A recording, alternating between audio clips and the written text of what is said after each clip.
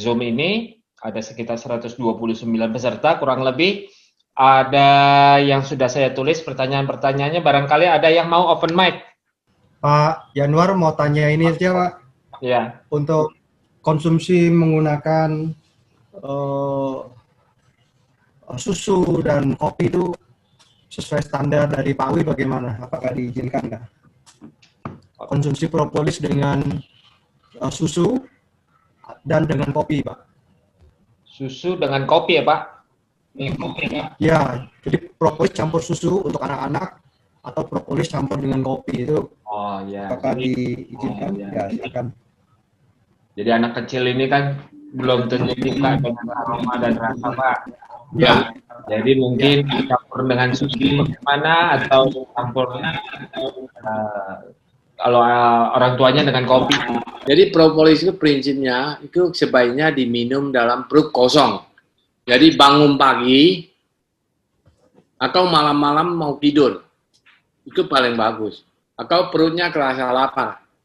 Nah, itu bentuk idealnya ya, dan tidak dicampur dengan apapun ya.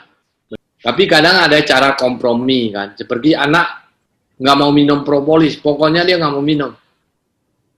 Kalau dicampur ke susu, ternyata dia mau minum.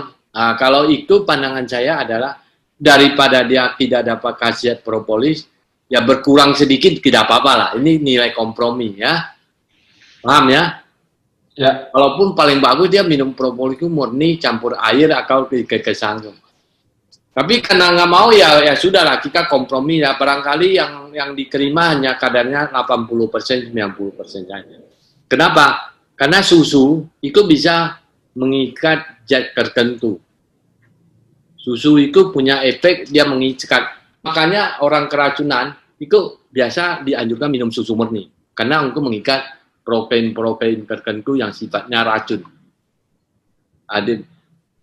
Ini belum pernah dilakukan penelitian ya. Tapi kalau kesimpulan saya sih, mungkin ada zat-zat tertentu jadi berikatan dengan molekul susu, jadi tidak efektif.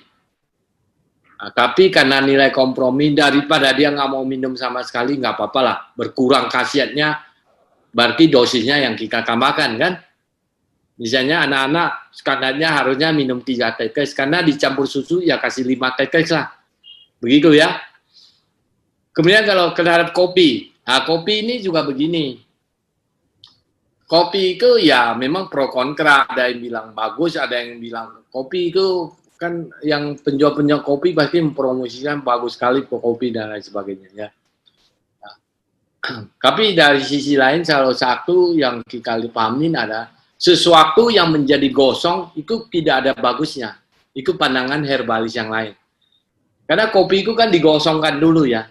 Digosongkan itu pasti banyak radikal bebas, banyak sekali radikal bebasnya. Ibaratnya minum 1 gelas kopi itu menimbulkan memang kesegaran karena kafeinnya menimbulkan kesegaran. Tapi efek radikal bebasnya luar biasa karena sesuatu yang sudah gosong itu ada radikal bebas. Nah, jadi kalau artinya kalau minum propolis itu bagus, minum kopi ada banyak radikal bebas, ya karena senang minum kopi ya kopinya ditambahin propolis untuk mengurangi radikal bebas. Itu bagus. Ya. Kedua juga, daripada minum propolis pahit, nggak enak, tapi kalau dicampur kopi masih bisa terima, ya minum saja. Jadi ini adalah nilai-nilai kompromi. Daripada tidak minum sama sekali. Ya. Tapi kalau saran saya, paling bagus minum dalam keadaan murni, atau dicampur air, atau buah, atau madu. Jadi yang masih setara ya, madu, buah-buahan, jus, nah itu masih setara. Ya. Oke? Pak mau tanya, sekitar tahun 2005-an atau 2006 ya, saya pernah minum propolis. Tempatnya sih kalau saya lihat ini sama, cuman saya baru begitu perhatikan warnanya saat itu agak kecoklatan karena saya kena MAH. Tapi ibu saya cocok gitu di Sulawesi Selatan. Waktu itu saya dikirimkan gitu. Karena cocok, saya dikirimkan, saya minum dari 3 tetes, 5 tetes waktu itu. Tapi saya minum saya langsung gimana gitu, nggak enak banget, perasaan mual, lemas, keringat dingin, nggak enak. Jadi saya jadinya takut sampai sekarang untuk minum itu tuh. Gimana itu Pak? Itu apa dari berhasil Jadi atau dari mana tuh? Kita tidak lihat produknya, kita tidak tahu juga ya. Jadi begini, salah satu yang belum sempat saya sebutkan adalah satu proses namanya healing crisis atau detoksifikasi. Jadi tubuh berusaha ngeluarin sesuatu yang menjadi toksin. Jadi ada toksin yang tersisa. Toksin itu bisa karena ada logam berat yang ketimbun, bisa karena ada bahan-bahan obat-obatan seperti antibiotik, seperti bahan-bahan farmasi. Itu kalau sering minum, itu tersisa di lambung. Residunya itu ada. Jadi kalau orang-orang tertentu yang karena ada residu daripada farmakologi ini, ada farmasi ini, atau ada keracunan logam berat karena sering makan seafood misalnya, itu tubuh bereaksi langsung berusaha ngeluarin toksinnya itu. Dan itu menimbulkan satu tahapan namanya healing crisis. Jadi krisis karena mau sembuh ini healing crisis. Jadi tubuh melakukan detoksifikasi. Nah, ketika itu terjadi, itu tubuh tidak nyaman. Bisa mulai lagi pusing-pusing sedikit, mual, ada yang sampai muntah, ada yang diare. Ini sangat variatif sekali. Kita nggak pernah bisa tahu bahwa orang ini akan bereaksi apa. Tidak semua orang mengalami begini, tapi beberapa orang akan ngalamin. Jadi kalau Anda ketika minum propolis, beberapa jam kemudian mungkin ngalamin kasus-kasus gini, ini kemungkinan besar Anda ngalami healing crisis. Kalau Anda ngalamin seperti ini, itu jangan hentikan propolis, tapi kurangin dosisnya separuh. Kalau Anda tadi minum 7 tetes, wah bereaksi, mual, muntah, itu jangan berhenti. Minum dosisnya tinggal separuh, setengah saja. Kenapa jangan berhenti? Kalau Anda berhenti, itu toksinnya tidak keluar dari tubuh. Besok-besok Anda minum propolis lagi, bereaksi bersama lagi. Sama seperti itu lagi. Dia akan ngulangin lagi. Tapi kalau Anda biarkan healing crisis ini berlalu, ini tidak nyaman ya, tapi bisa 1 minggu, 3 hari sampai 1 minggu. Tiap orang beda-beda. Kalau Anda biarkan ini lewat, itu toksinnya keluar, itu nanti nyaman tubuh Anda. Ya. Jadi saya sering menyaksikan orang-orang yang mengalami healing crisis, tapi sesudah itu mereka menjadi jauh lebih sehat. Itu ada satu pasien saya dulu, itu bertahun-tahun itu sakit-sakitan, badan ini nggak pernah enak dibawa. Badan ini hampir tiap hari sakit kepala, perut juga nggak nyaman, ya, jalan juga lemas. Bertahun-tahun seperti itu katanya. Ketika minum propolis ini, itu 1 minggu sampai nggak karuan. Nggak karuan itu maksudnya kepalanya sakitnya luar biasa, mual, muntah, makan nggak bisa, semua sebenarnya nggak nyaman. Tapi karena dia yakin, oh ini yang sudah diceritakan healing crisis, barangkali dia mengalami healing crisis, dia tidak berhentikan minum propolis, dia minum terus dengan dosis yang sama. Setelah 1 minggu berlalu, semua hilang. Bersamaan itu dia menjadi sehat kembali, dia sudah nggak seperti sebelumnya yang suka sakit kepala, suka mual-mual, suka muntah, itu perutnya nggak nyaman, itu semua hilang. Jadi healing crisis ini sebenarnya ada tahapan itu membuang toksin yang ada di tubuh ya. Jadi Bapak Ibu jangan takut. Karena saya sudah 8 tahun mengobatin orang pakai propolis ini, melihat pasien-pasien sebagian orang mengalami begitu. Orang yang cukup sehat, itu tidak merasakan apa-apa. Misalnya Anda prima ya, badannya sehat sekali. Ada minum propolis tidak merasakan apapun. Bahkan tidak bereaksi, jadi lebih segar juga enggak. Karena tubuhnya masih normal, prima gitu ya. Oke Bu? Baik Pak. Baik, Ya. terima kasih. Ya, tapi intinya begini ya, tadi kita jelasin propolis yang paling bagus begini-gini. Kita juga tidak berarti bahwa profil lain orang semua tidak bagus ya, bukan tidak bagus ya, hanya bagusnya kalah gitu kan. Nah, mungkin yang belum nano itu kalau minum tuh mungkin 3 minggu, 1 bulan baru kerasa kasihan. Tapi kalau Anda minum nano itu 2 hari, 3 hari, 1 minggu sudah kerasa ya. Itu ya, Ya, Bu. tergantung reaksi tubuh kali Pak ya, karena Ya. ibu saya cocok banget begitu diminum enak dan sembuh, karena justru ibu saya itu yang yakinin minum ini aja, ibu sekarang udah enak gitu, tak minum kok nggak enak gitu. Ya, karena begini, tadi kan, karena tubuh seseorang itu kan sangat kompleks sekali ya. Kita tidak pernah tahu bahwa penyakitnya sampai di mana, organ livernya seperti apa. Karena liver itu menyimpan toksin ya, dia menyerap toksin. Kita nggak tahu kualitas liver seseorang itu seperti apa. Makanya kita nggak buka sama sekali. Orang yang lebih muda bisa jadi kualitas organ itu kalah jauh sama orang yang 80 tahun gitu loh. Ya kan? Nah, karena kita nggak bisa tahu kualitasnya. Kadang-kadang minum yang muda ini minum langsung bereaksi, wah badan tidak nyaman. Karena toksinnya banyak, jadi tubuh langsung bereaksi. Sementara nenek yang 80 tahun minum itu tidak menimbulkan reaksi yang hebat, tapi merasa lebih nyaman. Nah, itu kan reaksinya bisa berbeda ya. Oke? Betul. Oke. Ya. Cukup Bu Sarti. Oke, kita lanjut ke pertanyaan berikut. Bu siapa tadi? Siapa Yanuar? Bisa Ya. bertanya? Oke, silakan Pak. Saya dengan Anton, Surabaya.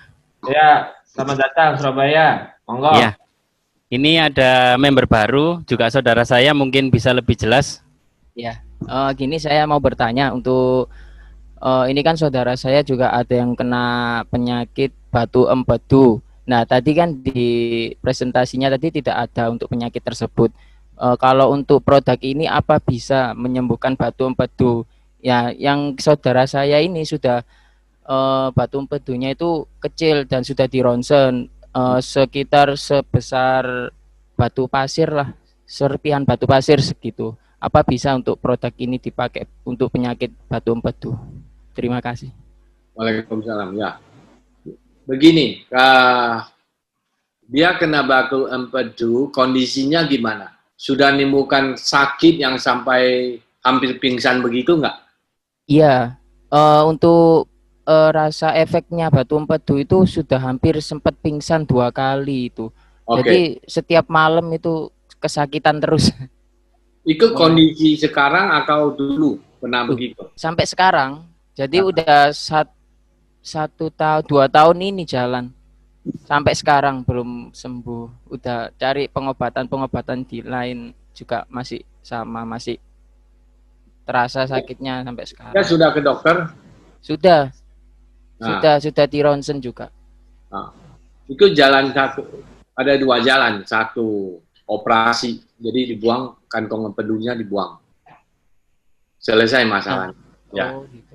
Nah, ya kalau orang yang dibuang kantong empedunya itu secara umum tetap akan sehat-sehat, nggak berbahaya ya. Hanya kalau udah nggak ada kantong empedu itu dia makan lemaknya harus dibatasi sekali karena tubuhnya nggak bisa mengurai lemak ya, hanya itu aja. Jadi operasi itu jalan satu-satunya untuk hilang rasa sakitnya itu. Tapi jalan kedua itu terapi pakai propolis, itu tidak bisa hilang seketika, itu hilang sembuhnya berkala, artinya pelan-pelan hilang, berkurang sakitnya sampai lama-lama tidak timbul sakit. Tapi kadang-kadang mungkin sekian bulan bisa timbul sakit sekali. Jadi harus panjang ke pengobatannya. Nah, itu kebetulan istri saya itu ngalamin kaki batu empedu juga. Jadi dulu dokter juga sudah operasi. Tapi karena kami pada keputusan menghindari operasi karena organ tubuh walaupun empedu itu dibuang, sejauh ini orang-orang yang empedu dibuang juga hidupnya kelihatan sehat-sehat ya. Tapi kami pada prinsip menganggap bahwa itu organ yang Allah berikan, itu tidak seharusnya kita buang lah kan. Nah, hanya mungkin fungsinya aja yang kita belum tahu 100% sehingga merasa mau jalan pintas sakit dibuang. Padahal seharusnya kita pelihara. Jadi kami memilih pengobatan pakai propolis.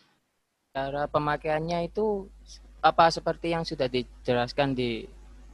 Jadi kalau pengobatan secara umum, kalau untuk pencegahan kan jumlah berat badan 10 kilo 1 kekes. Kalau 70 kilo 7 kekes. Sehari 2 kali. Ini untuk jaga kesehatan lah ya. Kalau pengobatan sakit itu 3 sampai 5 kali. Dengan dosis 2 kalinya sampai 3 kalinya. Nah, jadi kalau misalnya 2 kalinya kan 14 kekes. Sehari 3 kali ya 3 kali 14 kekes. Ya itu kalau sakit. Tapi kalau sakit parah itu seperti jantung udah sesak, susah bernapas, sampai pingsan gitu. Sampai pingsan, kondisi itu bisa dosisnya sampai 3 kali. Jadi 3 kali 7 kekes, katakan beratnya 70 kilo, 3 kali 7, 21 kekes. Itu sebaiknya sehari sampai 5 kali minumnya ya. Siap. Nah, tapi itu pengalaman istri saya dulu juga hampir pingsan 2 kali. Itu selama 2 tahun ke dokter selalu menduga asam lambung sampai terakhir ada dokter yang menemukan ini batu empedunya, kantongnya udah penuh. Jadi terakhir di terapi pakai propolis, ya minum hampir 3 bulan ya. Minum tiap hari minum. Lama-lama kok udah nggak pernah kambuh. Padahal kalau dulu makan yang tinggi lemak seperti masakan Padang ya, itu kalau makan kuahnya itu malamnya pasti kambuh. Itu kadang-kadang makan cabai pedas gitu juga kambuh. Dan kadang-kadang hanya setengah jam setelah makan sudah kambuh. Sakit sekali, luar biasa sakitnya. Tapi alhamdulillah sekarang sudah bertahun-tahun tidak pernah kambuh ya. Terakhir pernah diuji lab lagi, kakak dokternya yang meriksa, ini batunya sudah berkurang tinggal sedikit, dan kalau tinggal sedikit itu nggak masalah, nggak berbahaya, nggak perlu dioperasi katanya. Pada dokter yang sama dulu berapa tahun lalu suruh harus operasi. Sekarang dia bilang, kalau ini cuma sedikit saja nggak perlu operasi. Jadi dia sudah bilang tidak perlu operasi ya. Dan memang alhamdulillah tidak kambuh lagi ya. Sudah sangat lama tidak kambuh lagi. Tapi penyakit begini, kita nggak bisa jamin bahwa tidak pernah kambuh lagi. Faktor makanan Anda akan sangat menentukan. Dia bisa kambuh lagi. Kalau Anda makan yang berlebihan lemaknya, ya tiap hari makan masakan Padang misalnya ya, atau ayam goreng. Jadi jarang makan yang sayur-sayur mentah, sayur rebus, tapi kebanyakan gorengan. Nah, itu nggak jamin, itu kualitas empedu Anda akan sangat tidak sehat. Itu bisa tiba-tiba nanti Anda kambuh lagi, walaupun minum propolis kan. Jadi minum propolis, tapi faktor makanan dijaga ya. Oke? Oke. Terima kasih. Cukup, Pak Anton. Oke, lanjut Ya, ke cukup. pertanyaan yang Makasih. lain. Saya Pak, Bu Teti, ya silakan. Bu Reti, ya silakan. Ibu Reti dari mana? saya dari Bogor Pak. Oh, alhamdulillah ya, Bogor ya. Saya mau nanya, kebetulan anak saya umurnya 2,5 tahun, ini didiagnosis autoimun ITP. Apakah boleh itu Pak untuk autoimun minum propolis, dan kira-kira dosisnya berapa ya Pak untuk anak 2,5 tahun? Ya, jadi begini ya. Autoimun ini sebenarnya sangat bagus pakai propolis ya. Dan saya juga pernah ada pasien yang autoimun pakai propolis cocok. Artinya cocok itu dia sejak minum propolis tidak kambuhan ya. Tapi kita juga tidak bisa jamin 100% setiap orang akan sama.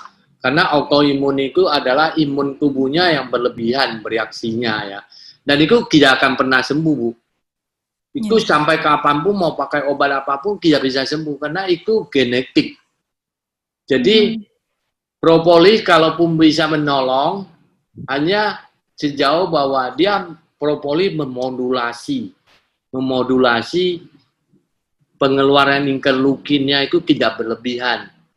Kalau ada sesuatu dia tidak bereaksi berlebihan. Nah, itu kemampuan propolis memodulasi.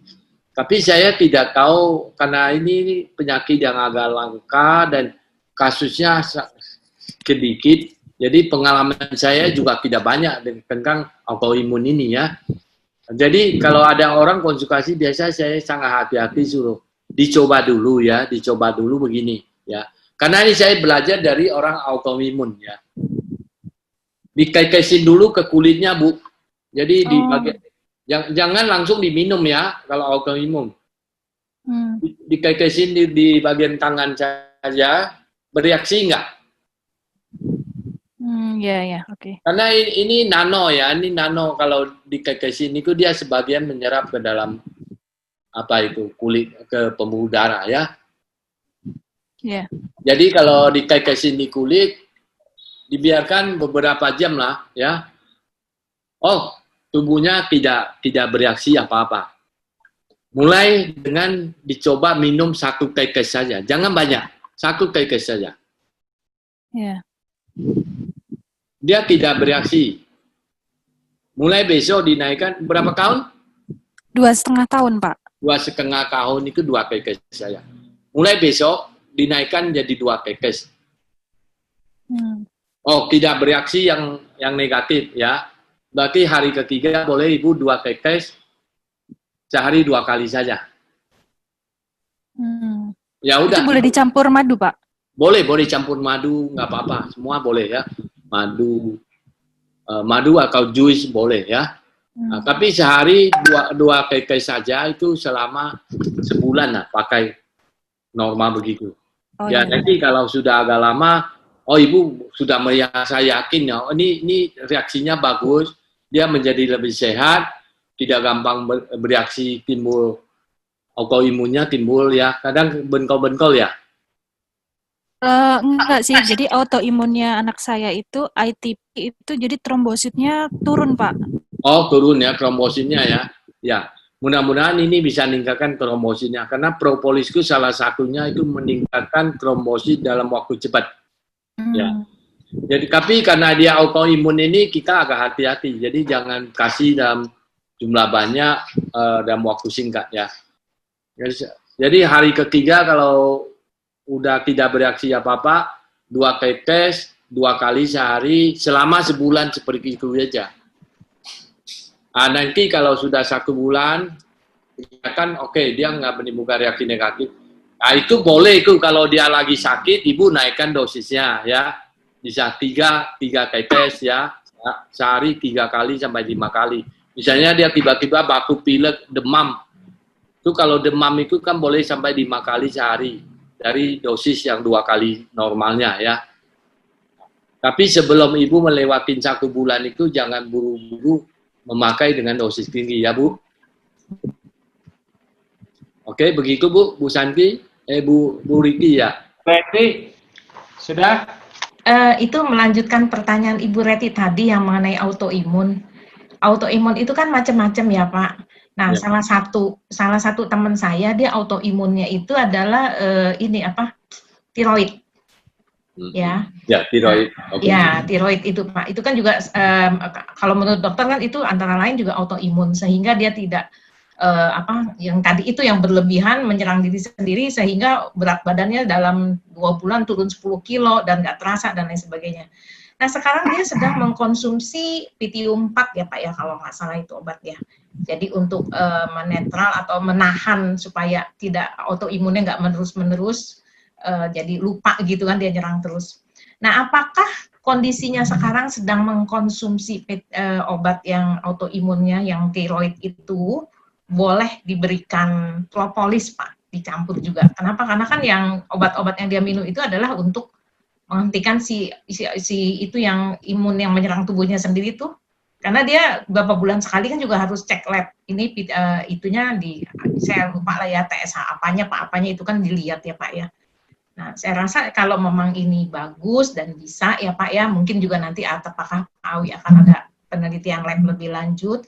Kenapa? Karena orang-orang yang tiroid ini cukup banyak Pak kalau kita lihat saat ini ya Pak ya, yang autoimun yang tiroid ini gitu Pak. Mohon petunjuknya apakah propolis bisa diminum berbarengan dengan obat-obat yang tiroid ini Pak. Makasih. Pak Wi, tadi ada pertanyaan untuk kasus tiroid. Ya. Nah, tiroid apakah bisa dikonsumsi dengan obat berbarengan dengan obatan istilahnya? Tempo yang berbeda waktu mungkin atau apa gimana? Ya, karena tiroid itu salah satu autoimun juga, kalau menurut dokter itu autoimun juga. Ya, betul. Ya. Jadi bisa Ibu tetap minum obat dokter tapi jaga jarak 2 jam. Rentangnya 2 jam. Iya. Jadi kalau minum propolis ini kan sebelum makan. Perut lapar. Nah, minum obat dokter kan sesudah makan biasa. Iya. Ya, jadi Ibu atur sejam sebelum makan minum propolis dan 1 jam sesudah makan baru minum obat dokter. Iya. Cuma ya maksudnya kita kan mau jualan juga ya Pak ya. Kita mau jualan kan ini kan juga maksudnya pengobatan gitu ya. Nah ini ada beberapa teman saya yang kebenaran yang tiroidnya juga udah sembuh. Maksudnya atau mungkin yang apa gimana. Jadi kan yang namanya obat tiroid itu kan juga mahal Pak. Dan dia kan harus rutin 6 bulan gitu kan minum. Terus 6 bulan dicek, 3 bulan dicek, 3 bulan dicek. Walaupun udah normal, TSA 4 melalui apa itu kan nanti itu lagi. Nah maksud saya kita bisa masuk di sini untuk bisnisnya. Jadi untuk supaya ini nggak berulang timbul dan lain sebagainya. Kenapa? Karena tiroid itu kan salah satunya adalah stres gitu ya Pak ya. Itu salah satunya stres. Jadi ya maksudnya mau berbisnis lah gitu loh dengan inilah, dengan propolis bisa memaintain untuk tidak menimbulkan lagi tiroidnya kumat gitu Pak. Jadi tiroid itu ada pasien-pasien tiroid juga yang minum propolis sembuh itu ada gitu ya. Maksudnya saya kalau bisa minum propolis tok tanpa minum obat ininya gitu loh. Iya. Kalau selama pasiennya percaya dan mau coba. Karena akan ada pasien yang tetap nggak percaya 100% ke herbal, jadi tetap mau megang obat dokter kan. Nah itu kalau kayak gitu berarti kita nggak tahu nih yang mana yang menyembuhkan, si propolis apa si petium 4-nya gitu kan. Jadi kalau pasiennya belum 100% percaya herbal kita, itu biarin dia tetap minum obat dokter tapi didampingin minum propolis ya. Tapi kalau pasiennya karena tidak jalanin pengobatan dokter, dia 100% pakai propolis, alhamdulillah mudah-mudahan bisa sembuh ya. Ya Pak. Oke Bu Ani. Ya, makasih Pak. Ya. Oke. Ya, makasih. Pak Sukarna, udah angkat tangan dari tadi. Silakan Pak Sukarna. Halo Pak, anak saya usia 1 tahun tapi menderita pneumonia, apa bisa diobati nih Pak? Pneumonia Pak. Pneumonia ya. 1 tahun. Paru-paru basah ya. Anak 1 tahun Pak. Ya. Ya, jadi pneumonia atau paru-paru basah itu bisa itu pakai propolis. Tapi harus lama, nggak bisa cepat. Pengobatannya bisa 6 bulan. Minumin itu untuk minggu pertama itu 1 tetes saja, sehari 3 kali. Tapi minggu kedua dinaikkan dosisnya jadi 2 tetes, 3 kali sehari. Nah, dan itu bisa berlangsung 6 bulan. Ya, ya Pak, 6 bulan. Ya, 6 bulan ya. Karena pneumonia itu nggak bisa cepat itu. Bisa dicampur susu gitu Pak, susu formula Pak? Ya, sebenarnya kan paling bagus minum murni atau campur madu ya. Tapi kalau karena namanya anak-anak kan belum tentu mau. Jadi ya kita kompromi lah, campur susu nggak apa-apa, nggak maksimal tapi tetap masih bagus gitu ya. Boleh ya. Bukan susu panas ya Pak? Iya. Ya, tapi nggak boleh panas-panas dicampur ya. Udah kira-kira hangat-hangat bisa diminum lah ya. Pak Awi mau tanya dari Stefanus. Ya. Pak Stefanus. Tadi kan propolis itu meningkatkan trombosit. Ya. Kalau trombositnya justru lebih tinggi daripada normalnya, bagaimana Pak? Jadi propolis ini sifatnya itu imunomodulator. Jadi modulator ini sifatnya dia bisa memodulasi sesuatu yang berlebihan itu akan dinormalkan itu. Oke. Oke Pak. Kalau untuk anak 2 tahun yang tumbuh kembangnya lambat, belum bisa berjalan, apakah pernah ada pengalaman dengan propolis Pak? Wah, banyak pengalaman saya kalau anak yang sulit berjalan itu bukan hanya 2 tahun, ada yang sampai 12 tahun tidak bisa jalan. Itu juga ada. Ada yang 7 tahun, ada yang 5 tahun nggak bisa jalan. Itu semua pakai propolis. Itu alhamdulillah ya, rata-rata 1 minggu sampai 1 bulan sudah bisa berjalan. Oh, oke. Cuman dosisnya Pak? Dosisnya kalau anak umur berapa ya? 2 tahun ya? 2 tahun. 2 tahun kalau itu dosisnya dua tetes saja. 2 tetes ya Pak? Sehari 2 kali saja. Untuk minggu pertama ya. Ya. Minggu kedua boleh sampai ke 2 tetes sehari 3 kali. Sehari 3 kali. Oke Pak. Ya. Itu biasa kalau yang sulit jalan. Tapi kalau 2 tahun itu memang sebagian anak itu memang belum bisa jalan, Pak. Itu umum lah. Anak itu kan bisa jalan, ada yang cepat 1 tahun ya. Tapi 2 tahun itu sebagian memang belum bisa jalan.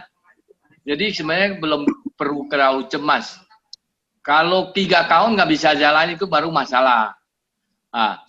Jadi saya tidak tahu bapak anaknya itu golongan yang jalannya memang lambat. Karena kalau jalannya lambat itu biasa anak-anak itu dia lebih berkembang ke otaknya dulu. Jadi bukan saraf motoriknya yang berkembang, saraf pemikirannya yang berkembang. Ya, belum bisa jalan dan belum bisa ngomong papa mama, belum bisa.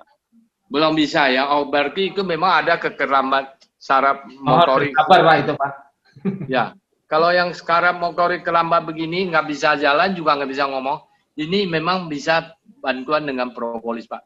Biasanya ya, pengalaman saya ya, 1 minggu sampai 1 bulan, anak-anak begini itu udah bisa ngeluarin suara, Pa atau Ma. Oke, Pak. Dilatih ya, saya pikir harus dilatih juga ya. Ya, coba Bapak ukur ya, berapa hari sejak minum mulai terjadi perubahan. Nanti Bapak catat dulu ya. Ini bisa jadi testimoni menarik. Iya Pak, nanti kalau Pak Bayu juga mau ikut-ikutan Pak. Iya. Jadi begini, mestinya kalau bapak-bapak, ibu-ibu yang hari ini ngikutin Zoom saya, jadi kalau ketemu kasus-kasus unik begini, itu bisa jadi testimoni yang sangat mahal, sangat bernilai. Jadi tolong dicatat kalau ada kasus-kasus berat begini, itu penggunaan awal dicatat tanggal berapa. Kalau dia stroke, difoto, di videoin dia kondisi stroke. Jadi tanggalnya dicatat, tapi video dia stroke-nya nggak bisa jalan itu difoto. Difoto, di videoin dia di tempat tidur, ya. Atau mungkin orang yang sakit jantung, ini kalau mau diobatin, di videoin dulu biar dia ngomong seperti apa. Kalau orang jantungnya berat kan ngomongnya aja, nafasnya kesengal-sengal gitu. Jadi pokoknya Anda rekam semua peristiwa sebelum pakai propolis ini. Karena dia akan jadi testimoni yang sangat mahal. Nanti tinggal lobby aja sama Pak Yanuar ya. Kalau dapat testimoni ini dapat hadiah apa kan? Ya Pak Yanuar ya. Iya. Dapat handphone Pak. Boleh cakap. Dapat hadiah. Ya, dapat berarti sama juga dengan yang sudah diabetes, yang sudah luka nggak bisa sembuh itu Pak? Oh iya, luar biasa. Kalau propolis itu untuk yang luka nggak sembuh itu luar biasa sekali. Itu membantu ya. Jadi luka yang seperti apa yang Anda sebut dengan luka parah? Ya, saya punya kakinya luka nggak sembuh-sembuh Pak, nggak bisa kering-kering.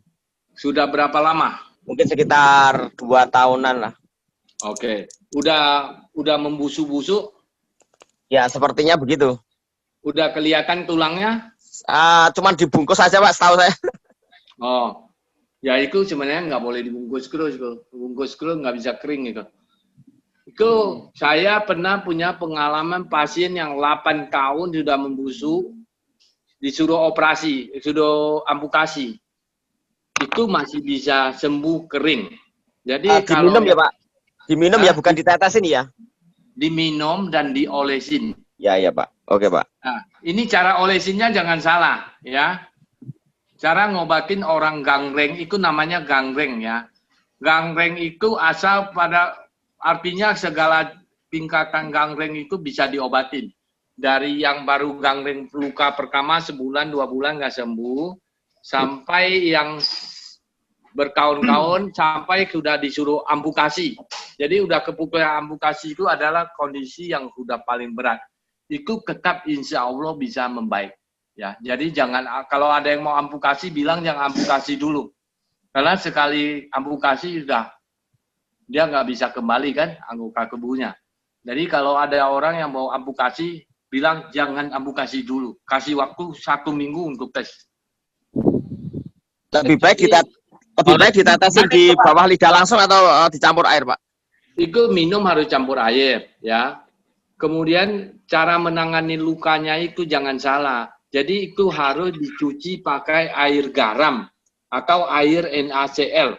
Kalau di apotek ada jual tuh NaCl. Air infus. NaCl ya. Bukan air infus itu, air cuci luka. Oh, yang NaCl khusus cuci luka ya. NaCl khusus. Jadi apotek kebanyakan ada jual. Cuma kalau misalnya orangnya tinggal di desa, kesulitan nyari apotek, atau apoteknya kebetulan nggak jual, kan bingung tuh air NaCl itu apa. Itu ambil garam 2 sendok, ya 2 sendok makan, dilarutkan dalam 1 gelas air. Nah itu air NaCl tuh. Jadi paling praktisnya pakai air garam dapur saja. Itu dipakai untuk membersihkan luka-lukanya. Jadi kalau dia ada duit di daerah perkotaan, dia pergi ke puskesmas minta dibersihin lah, ya lukanya ya. Atau ada klinik-klinik pembersih luka. Itu kan klinik diabetes banyak itu bersihin luka. Yang terpenting lukanya bersih dulu. Jadi kulit-kulit mati itu dibuang. Itu nanti diolesin propolis. Ah, itu cepat kering itu. Dioles. Biasa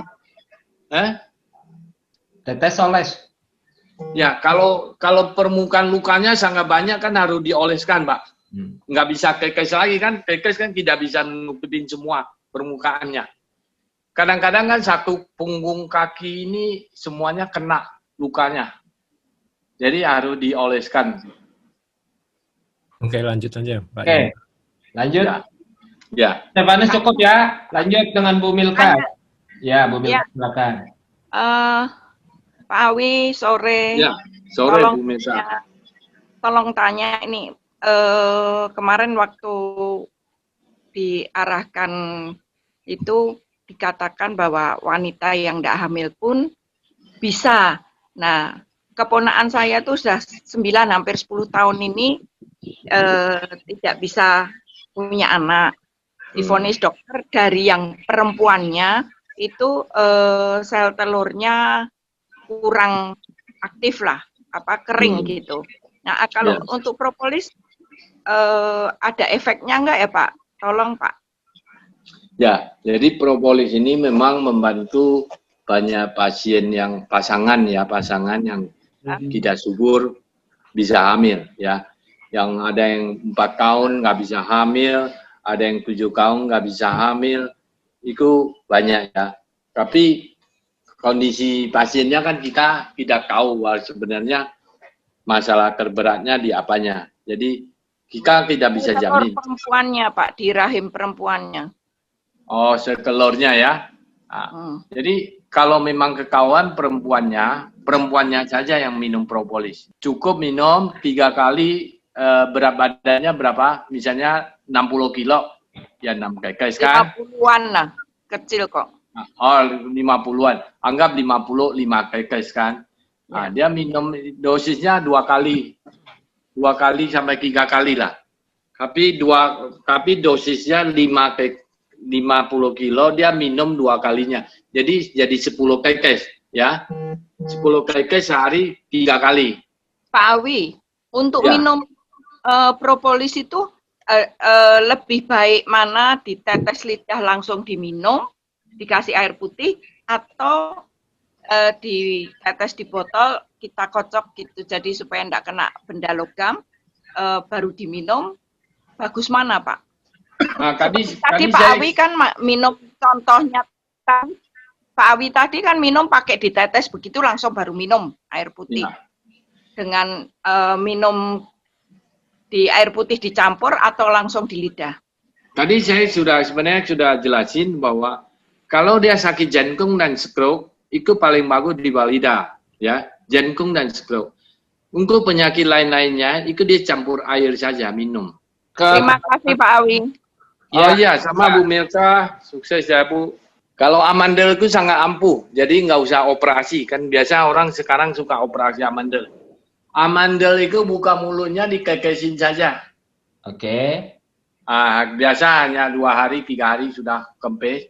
Dan kalau sering dia kekesin di daerah amandelnya itu lama-lama sudah nggak timbul.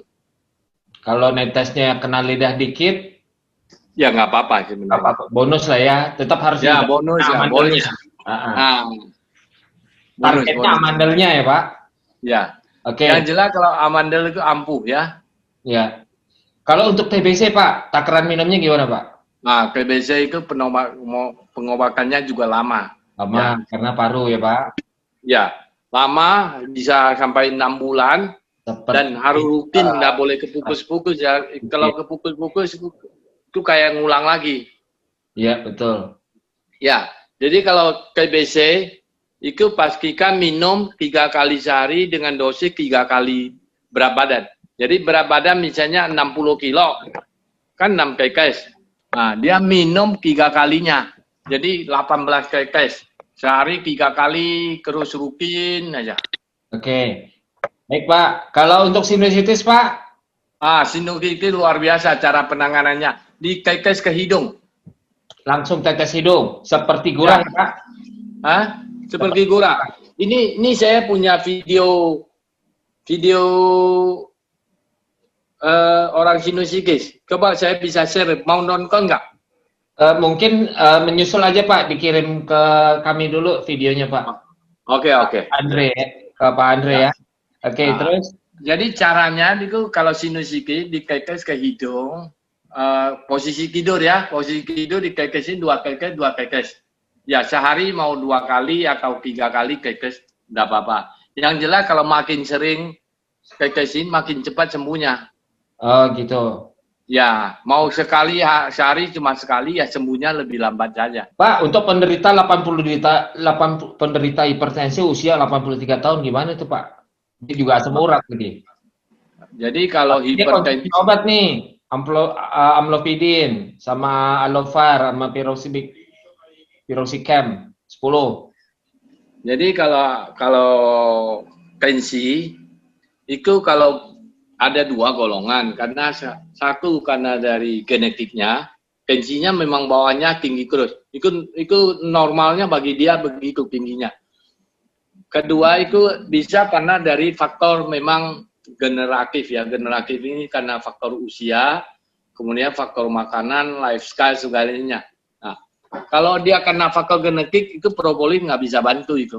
Jadi minum propolis juga tensinya akan tetap tinggi. Hanya bedanya kalau dia minum propolis darahnya encer. Jadi tinggi tapi tidak sampai stroke. Tinggi tapi darahnya tidak beku. Jadi tinggi pun tidak bahaya gitu. Ya. Oke. Kalau asam urat, kalau minum propolis jelas, kalau minumnya rutin jelas asam uratnya akan turun. Ya. Asam urat, kolesterol itu akan turun, gula akan turun kalau minum propolis rutin.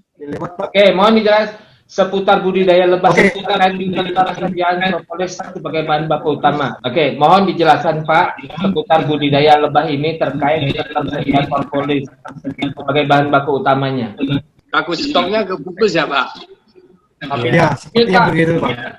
Mau jualan ribuan botol Pak. Ya, alhamdulillah.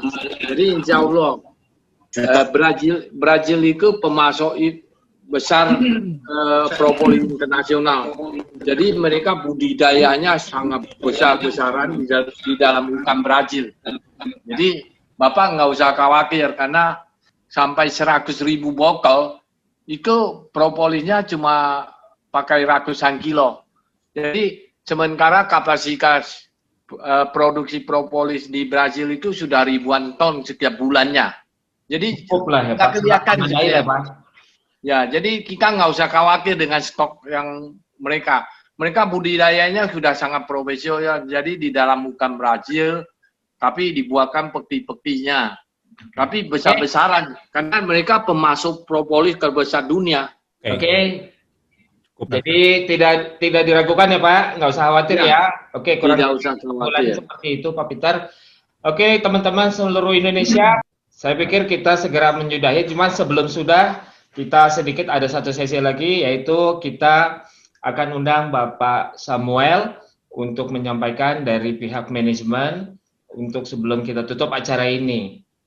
Waktu dan tempat kami persilakan kepada Pak Samuel. Ya, selamat sore. Terima kasih Pak Yanuar. Ya, silakan. Terima kasih Pak Awi atas presentasinya hari ini luar biasa. Dan saya melihat juga respon dari mitra-mitra AB yang luar biasa sekali. Nah, seringkali kan kita melihat bahwa di dunia bisnis, di pasar itu seringkali produk yang sudah terserap dengan baik oleh market, itu belum tentu kualitasnya cukup bagus.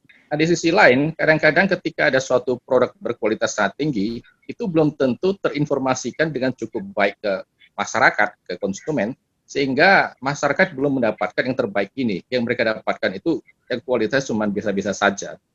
Nah, saya kira kita di AB kedepannya akan membuat perbedaan. Nah, Pak Awi telah banyak menjelaskan dari perspektif manfaat produknya. Saya mencoba untuk mengajak teman-teman semua untuk membahas melihat dari perspektif bisnisnya, Pak. Nah, ada sekitar saya lihat ada 4 poin di sini. Saya berusaha untuk agak singkat saja. Yang pertama adalah di mana positioning kita ingin menjual produk ini di tengah-tengah begitu banyak kompetitor yang sudah mendahului kita. Ya, ini jelas menjadi suatu pemikiran kita. Nah, saya melihat masing-masing itu ada plus minusnya antara yang menjadi pionir sama yang menjadi newcomer. Yang menjadi pionir ini ada plusnya ketika dia bisa mengedukasi calon konsumen tentang suatu produk yang baru, tentu dialah yang mensuplai produknya. Tetapi juga ada sisi kelemahannya, yaitu newcomer bisa melihat di mana kelemahannya dan akan menyusul dengan sesuatu yang lebih baik lagi kualitasnya untuk compete di lapangan ya. Nah, sedangkan kita dalam hal ini, walaupun bukan pionir, kita mendapatkan suatu kelebihan. Di mana pionir kadang itu susah payah. Saya teringat sekali, ada orang yang pertama kali memperkenalkan apa itu HDA di masyarakat Indonesia, dan dia membutuhkan waktu 10 tahun lamanya. Sampai masyarakat mengenal apa itu HDA, bisa menerimanya, dan dia menghabiskan sangat banyak waktu, sangat banyak biaya. Nah, propolis ini sudah diperkenalkan kepada masyarakat, banyak sekali sudah tahu. Nah, di mana posisi kita tidak perlu susah payah mengedukasi pertama kepada calon konsumen atau juga mungkin kepada calon member nantinya. Karena mungkin kita waktu bangun jaringan di AB nanti akan ketemu juga banyak calon-calon member yang sudah pernah memasarkan produk propolis. Dengan mereka mengetahui ini the best quality, mungkin mereka yang lebih bangga kalau bisa memasarkan yang best quality. Karena di bisnis MLM ini, ketika kita memasarkan produk yang kualitas kurang bagus, mungkin kita kurang ada perasaan malu, kurang bangga. Tapi kalau kita bisa menjual produk yang bagus, apalagi kita dalam melaunchingkan plan yang baru, ya, itu ada suatu kebanggaan, khususnya bagi mereka yang sudah di perusahaan yang sudah lama. Mungkin di sana dia sudah member yang urutannya cukup jauh, peluang kecil di tempat kita, dia bisa akan melihat menjadi leader untuk membangun bisnis dengan produk propolis ini. Jadi saya lihat kita posisinya di situ. Kita tinggal kasih tahu calon member atau calon konsumen sudah tahu propolis, mau nggak konsumsi, masarkan propolis yang kualitasnya betul-betul the best, ya, kita bisa tunjukkan. Nah, tadi mungkin Pak Bayu sudah menyinggung, Pak Awi menyinggung beberapa brand. Nah, karena itu di internal kita bisa tidak apa-apa, tetapi tidak untuk secara vulgar di luar, ya. Tapi ini memang seperti dikatakan oleh ahli strategi perang zaman kuno Tiongkok yang bernama Sun Tzu, dia mengatakan kita perlu mengetahui di mana kelebihan dan kekurangan kita, ketahui juga di mana kelebihan dan kekurangan musuhmu, supaya 100 kali berperang, 100 kali Anda menang. Nah, kita perlu mempelajari peta pertarungan propolis di lapangan. Tapi dengan kualitas yang tinggi ini, saya yakin dengan antusiasme mitra DAB, kita akan mendapat posisi yang baik sebagai pemasar propolis di masa depan. Nah, yang kedua, masalah harga, Bapak Ibu. Tadi Pak Wi juga sempat menyinggung, di pasaran itu beragam, berpuluh-puluh merek propolis itu ada yang harganya rendah sekali. Nah, dalam hal ini saya ingin mengajak Bapak Ibu sekalian, mari kita bedakan dalam bisnis itu antara harga tinggi rendah dengan harga mahal murah. Ya, tinggi belum tentu mahal, rendah harganya belum tentu murah. Karena saya sendiri berpengalaman berapa kali menjual produk itu yang kualitasnya bagus, ya mungkin terbaik di pasaran untuk kategori yang sama, yang harganya lebih tinggi, tetapi saya bisa menunjukkan ini harganya justru lebih murah daripada mereka membeli kualitas yang berbeda, merek berbeda, harga terkesan lebih rendah, tetapi justru itu lebih mahal. Nah, mahal atau murah itu tidak bisa dilihat dari tinggi atau rendahnya harga. Mahal atau murah itu adalah rasio dari manfaat per harga. Rasio dari manfaat yang didapatkan per harga. Jadi kalau kita ada propolis yang harganya cuma 50.000, tetapi seperti tadi dijelaskan Pak Awi, bahkan ada yang harganya 250.000, sudah konsumsi 4 botol, sudah hilang uang 1 juta, tidak mendapatkan manfaatnya. Sementara konsumsi yang bagus, 1 botol, itu sudah terasa manfaatnya. Nah sekarang kita katakanlah bukan 250 yang merek X tadi, harga 100.000, 4 botol, tidak terasa manfaatnya, dibanding 1 botol 250 atau 300.000 harga konsumsi kita, dapat manfaatnya. Nah tentu saja yang 300.000 ini yang jauh lebih murah daripada yang harganya 100.000. Nah harga seperti itu yang harus kita pahami, seperti itu yang harus kita katakan pada konsumen kita gitu Pak ya. Jadi seperti begitu. Nah terus yang ketiga Pak, poin yang ketiga, pertama positioning kita bukan pioneer, tapi kita mau menjadi pendobrak di market. Karena sudah berulang kali saya melihat pionir belum tentu dia akan yang terbesar. Seringkali pendatang terakhir yang punya kelebihan-kelebihannya itu yang membuat dobrakan dan mereka yang memimpin pasar. Ya, saya sudah berulang kali melihatnya. Kita di AB punya potensi darah situ.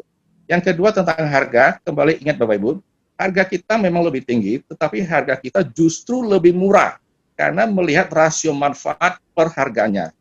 Yang ketiga, bagaimana kita masa depan kita di AB. Nah, saya melihat dengan optimis begini.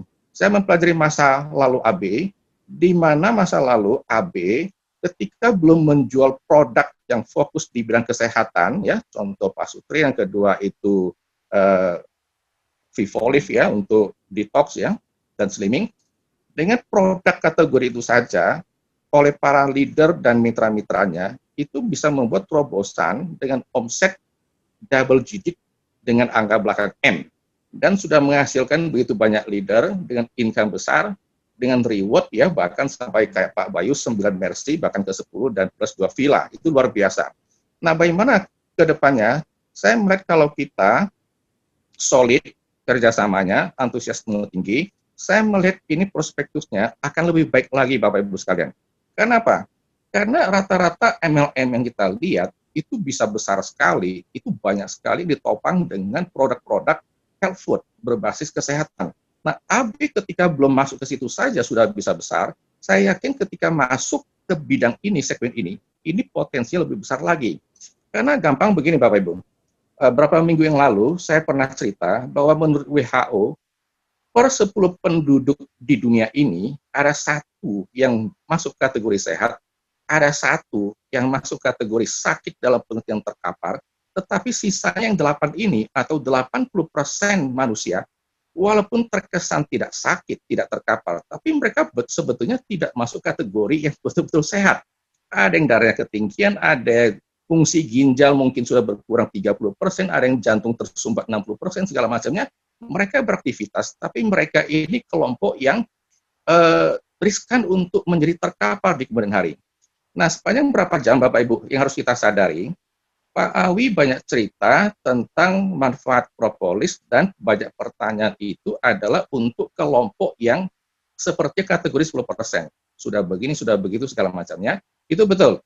Itu kelompok yang genting, yang perlu segera ditanganin. Tetapi kita harus tahu bahwa secara bisnis peluang kita, Pak, itu ada di kelompok 80% yang lebih besar ya. Jadi semua kelompok yang sedang sakit maupun yang belum terasa sakit, yang mungkin tiba-tiba bulan depan, 2 bulan kemudian muncul teman kita si A stroke, teman kita si B kanker, teman kita si C jantung segala macamnya, yang hari ini kelihatan sehat. Nah ini kelompok 80% ini harus diperhatikan. Pangsa pasar kita itu ada di situ Bapak Ibu. Jadi kita bayangkan ya, namanya manusia ini itu sangat riskan pada kesehatan. Sehingga saya percaya bahwa manusia itu di sebalik segala perbedaan yang ada, entah itu beda keahliannya, beda hobi, cita-cita masa depan, beda background studi, disiplin ilmu, segala macamnya saling berbeda.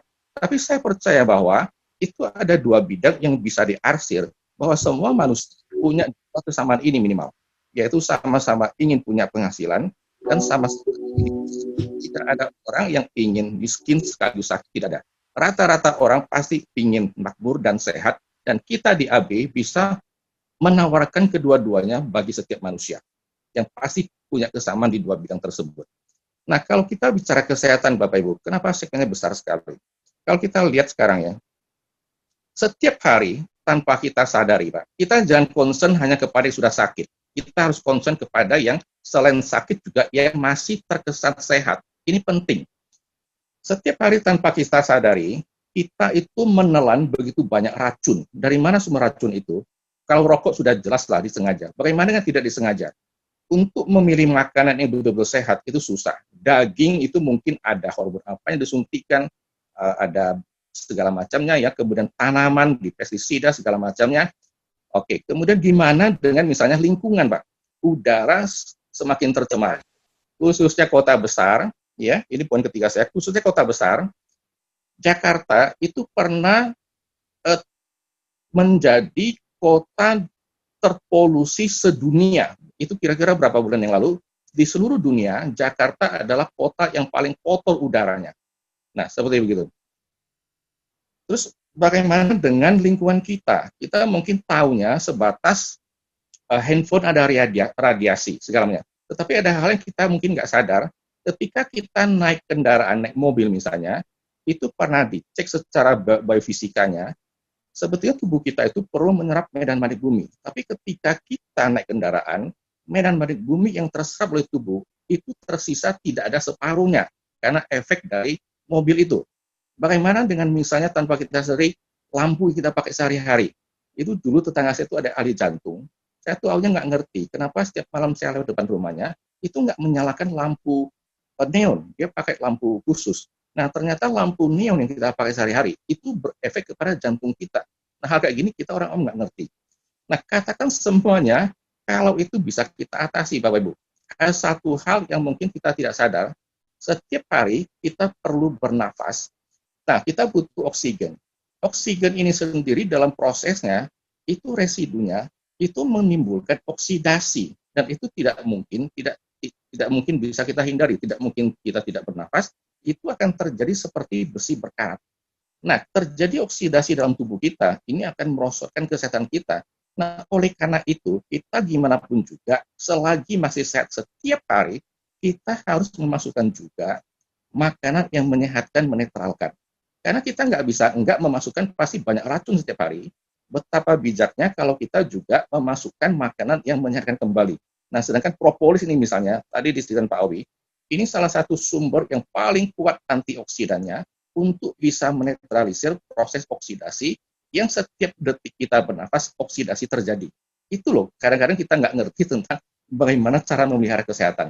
Nah, jadi saya kira Bapak Ibu, segmen kita ini luas sekali, tentang kesehatan luas sekali, kan setiap orang pasti mau sehat, dan jagalah kesehatan selagi masih sehat, karena itu jauh lebih murah. Ya. Jadi, self-consume itu penting sekali, selain kita menjual produk kepada orang yang memang membutuhkannya, ya seperti itu.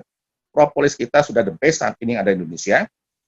Terus yang terakhir begini, selama ini kita oleh para leader banyak fokus untuk menjual produk, ya hanya dengan menjual produk saja, personal sales-nya ditingkatkan, ya sudah menciptakan omset begitu tinggi, dan sekarang ini mulai per September leader-leader di lapangan sudah mulai mencoba bagi 2 concern selain personal sales-nya juga ke arah networking-nya. Dan ini potensi networking-nya ini akan lebih besar karena kita menciptakan banyak personal sales di dalam grup kita, yang omsetnya akan lebih tinggi daripada kita. Cuman ada satu hal yang menurut saya, dengan melihat apa yang sudah terjadi 1 bulan pertama ini, rekrutan mungkin terjadi, tapi ke depannya kita perlu ada suatu konsolidasi bagaimana membuat multiplikasi ini terjadi. Karena network building ini punya satu dunia sendiri, itu butuh satu skill sendiri untuk membangun keberlangsungan multiplikasi ini terjadi. Ya. Jadi ini agak berbeda dibanding dunia direct selling biasa. Ke depannya, jadi nanti antar leader, manajemen ya sama member ini perlu membahas terus bagaimana supaya bisnis kita ke depan ini semakin bagus perkembangannya sampai terjadi suatu ledakan, suatu pertumbuhan eksponensial. Kalau kita lihat 1 bulan pertama seperti yang dipantau Pak Tejo, ini masih di landasan ya. Nanti kita gimana pacu dengan kecepatan lebih tinggi, seperti pesawat itu harus speed-nya berapa untuk bisa tinggal landas. Jadi saya kira begitu aja untuk mempersingkat waktu, mitra-mitra AB semuanya. Terima kasih untuk hostnya Pak Tejo. Jadi 4 poin tadi itu kita tahu di mana posisi kita. Kita bukan pionir, tapi kita akan menjadi pendobrak ya. Dan ini banyak contohnya. Masalah harga kita mungkin lebih tinggi, tapi kita justru lebih murah. Ya, kemudian masalah segmennya kesehatan itu luas sekali. Kita jangan terfokus pada yang sudah sakit, tapi justru kelompok yang belum sakit ini setiap hari belum jaga kesehatan ini justru jauh lebih luas lagi. Kita harus punya perbedaan persepsi ke arah sana. Dan keempat, bagaimana cara membangun kebesaran ini? Nanti kita perlu ada suatu forum konsolidasi, menyusun suatu program kerja, karena dunia network building ini berbeda. Kita coba melihat mereka pernah membangun jaringan sampai puluhan ribu orang, ratusan ribu orang, itu ada tekniknya tersendiri, bagaimana leadership, multiplikasi, good team player, segala macamnya, satu sistem bisa running dengan well. Jadi saya kira begitu saja, semoga ini bisa membantu teman-teman sekalian melihat di sebalik produk sudah bagus ini, di mana perspektif peluang bisnis KB ke depan yang lebih baik daripada sebelumnya, yang sudah pernah nembus angka 10M, ke depannya kalau kita kelola dengan baik, saya kira 50M itu tidak terlalu susah untuk kita capai. Begitu Pak Yanwar, Pak Bayu, ya, Pak Tejo, dan teman-teman semuanya, mari kita saling membangun. Ke depan Pak Tejo akan tambah lagi produk yang bagus juga, kita menyongsong masa depan AB yang lebih gemilang daripada yang sudah-sudah. Terima kasih, selamat sore semuanya, Pak. Ya. Saya mau tadi nyambung pembicaraan Pak Sam. Kalau mengenai harga, kita bukan yang termahal loh. Dibandingkan dengan 2 merek tadi, merek yang pertama memang karena dia lebih kelihatan lebih murah, tapi karena undercutting di mana-mana. Dengan merek kedua yang dari bahan bakunya harga sama dengan kita, tapi dia 6 mili, kita 10 mili. Iya, betul. Harusnya ketika kita mengukur dengan sama-sama 10 mili, harga mereka lebih tinggi jauh dibanding kita. Iya, betul. Itu saja. Ya. Baru dari sisi harga, belum kualitas. Ya. Thank you semuanya, ke Pak Awi, ke Pak Bayu, ke Peter, dan semua teman-teman, ke Yanuar dan Andre yang sudah nyiapin semuanya. Thank you banget untuk waktu juga yang diberikan oleh teman-teman semua, bapak-bapak dan ibu-ibu, atas waktunya mau ngedengerin, mau menyimak, mau belajar. Terima kasih semuanya, semangat, semoga impian kita, goal kita semua bisa tercapai.